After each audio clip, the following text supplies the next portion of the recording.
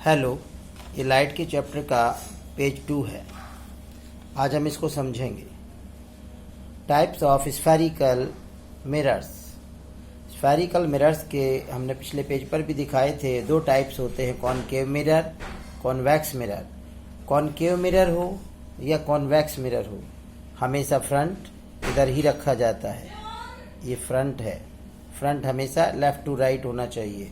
इधर से रेज आएंगे। ये कॉनकेव मिरर पर ये है पोल, ये है फोकस, ये centre of curvature. Concave mirror जिस स्फेयर का हिस्सा होता है उस स्फेयर के सेंटर को हम बोलते हैं सेंटर ऑफ कर्वेचर। और मिरर का जो बिल्कुल बीच में जो पॉइंट होता है सेंटर में, बिल्कुल सेंटर में मिरर के, उसको बोलते हैं पोल। और पोल और सेंटर ऑफ कर्वेचर को मिलाने वाली लाइन को हम बोलते हैं प्रिंसिपल एक्सिस। और उस प्रिंसिपल एक्सिस पर जो पॉइंट पी और सी के मिडिल में होता है उसे बोलते हैं फोकस।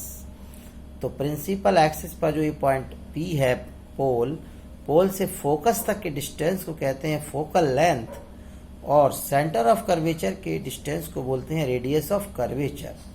कॉनकेव में फोकस और सेंटर ऑफ कर्वेचर मिरर के सामने होते हैं, जबकि कॉन्वेक्स में फोकस और सेंटर ऑफ कर्वेचर मिरर के पीछे होते हैं, क्योंकि इसका गोला इधर बनेगा तो सेंटर ऑफ कर्वेचर पीछे होते हैं। कागज पर मिरर हमेशा ऐसे रखा जाता है कि लाइट रेज जो है वो लेफ्ट से राइट की ओर आते हुए इंसिडेंट रे मानी जाती है, तो उसके सामने फ्रंट होना चाहिए, इसलिए इसे ऐसे रखा जाता है, इसे ऐसे इनिशियली। तो इसमें भी वही है, पोल, फोकस, सेंटर ऑफ कर्वेचर। इसमें फोकल लेंथ पीछे होती है और रेडियस ऑफ कर्वेचर भी पीछे होती है। यही सारे पॉइंट अब यहाँ डेफिनेशन में हैं। तो some definitions. Pole, it is the centre point of the mirror. ये मिरर का सेंटर पॉइंट होता है, जैसा कि दोनों में बता दिया था। सेंटर ऑफ कर्वेचर, ये क्या होता है? ये जिस गोले का भाग है उसके सेंटर को हम कहते हैं मिरर का centre of curvature. It is the center of the sphere whose the mirror is a part.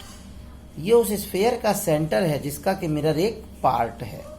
Principal axis PC, the straight line passes through P for pole and C for center of curvature से जो line Passage जाती straight line, उसे कहते हैं principal axis, जो कि आप ये देख रहे हैं।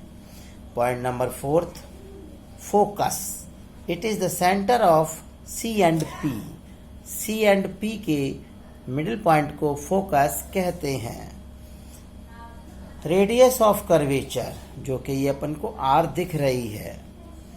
Distance of C from P, P से C का डिस्टेंस, P से C का डिस्टेंस, दोनों मिरर पे बात की जा सकती है। Focal length, distance of focus from pole, pole से फोकस का distance small f focal length कहलाता है। इस प्रकार ये क्वेश्चन पूरा हुआ।